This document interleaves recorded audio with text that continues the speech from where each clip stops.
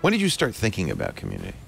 For me, it was, I remember it pretty vividly, it was in 1998 when my brother came back from the US and he introduced me to Linux. And I used to work at a bookstore and I used my 50% discount to go and buy this book which had a version of Linux attached to the side of it. Oh, wow. And I was reading the first chapter and it was talking about that this platform was put together by thousands of people around the world on the internet. And the internet, of course, back then was exciting and new and different. Very new. So the idea of people collaborating electronically was exciting to a 18-year-old teenager who wanted to somehow plug into the world in some way. So it was actually that first chapter of that book that I found more interesting in the technology itself, because the technology was pretty brutal back then. Yeah, with Slackware. Yeah, that's exactly what it was. Yeah. It was Slackware 96. So for me, it just opened up this notion of, well, how do you encourage people to work together on a core mission? And there's so many nuances in how that works.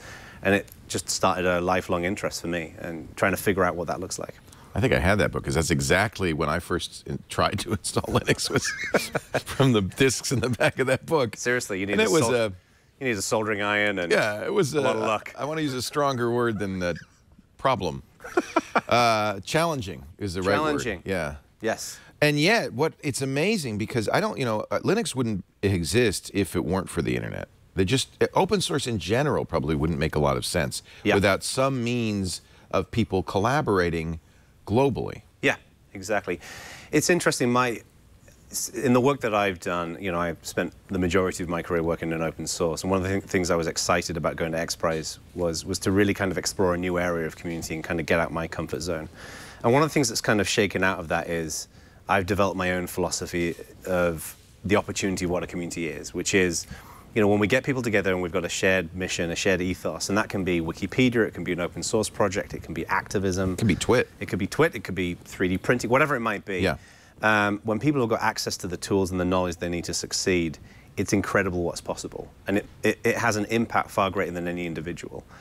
What's interesting is that I think in the last 5 or 6 years, we're seeing a renaissance happening in community where it's going from observational, essentially copying people and how they do it, to people writing it down and figuring out repeatable best practice. So, when I started out, I just frankly copied a lot of the early people in Linux. I copied Linus Torvalds and KDE and those projects. And now we're really starting to get into the testable nature of community and figure out how to repeat this and package it.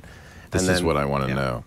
So, and I think the opportunity there at that point is when you can figure out that magic recipe and you can package it and you can transmit it across the world, it makes us as a human, as humans, more effective at collaborating. So. Yeah, because up to now, really, or up till recently, the rules were all empirical, trial and error. Did this work? Does this not work? Exactly. And error, frankly, often the problem with community, you can screw a community up beyond repair, I think. Yeah, yeah. And so I think of the early communities that I joined, like the Well, Usenet. Right. Were both really great communities when you first discovered them. It's like, this is amazing. Right. And then Flame Wars and crankiness and frankly, deliberate vandalism ended up swallowing these communities. And so it became clear to me, and we've done several forums. We've tried doing AppNet, the Twitter clone. Right. We've tried different ways of community. Although it's always been clear to me that TWiT is about community. In fact, all podcasting really is about community. If you want to be a successful podcaster, success is not measured in dollars; it's measured in whether you're able to build a community around what you're doing. Exactly. Yeah. And I think that's going to be increasingly true in general. I think if you look at YouTube, broadcasting is changing. Broadcasting used to be audience, now it's community. Yeah. So I think music, everything. The secret to community is the secret to making your way in the world. Yeah. Increasingly. I'd agree, and I think the challenge is balance, particularly when there's commercial elements involved. So we saw this a lot Reddit. with, so Reddit is a good example. We've seen this in the open source world. Yeah. It's balancing out expectation, information, and then authenticity. Is that invariably with most communities, they want it to be authentic. They want it to feel like the investment of time and energy from that corporate stakeholder is invested in a shared set of interests for that community. So it's an issue. You look at Twitter, and at least for me, it became very clear that Twitter was a commercial enterprise in effect, using me and using the community he had built. Facebook is kind of that way too. But you make that trade because the value of the community is enough that you can overlook the fact that Facebook's mining that community as if it were a gold mine, you know, looking for money. So it is possible. Yeah. Oh, yeah. But it's a challenge. I think a lot of it boils down to, frankly, is expectations.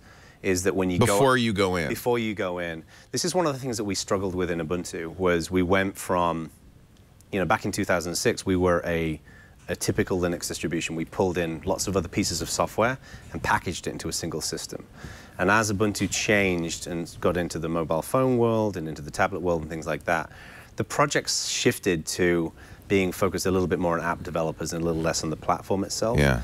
And it's difficult to make that change without crisply articulating it to a community and setting those expectations as different.